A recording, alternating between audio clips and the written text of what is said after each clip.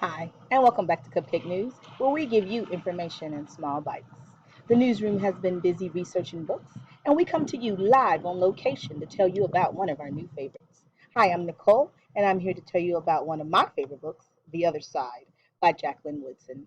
This book is about Clover, who lives on one side of the fence, and how she decides to befriend Annie, who lives on the other side of the fence. In this story, Brave Clover shows readers that what is on the inside is important than what is on the outside.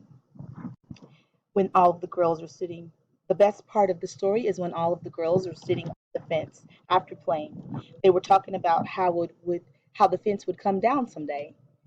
What they did not realize is that the fence had already come down because they were now friends.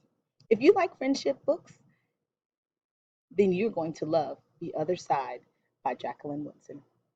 Thank you for joining us. Back to you in the station.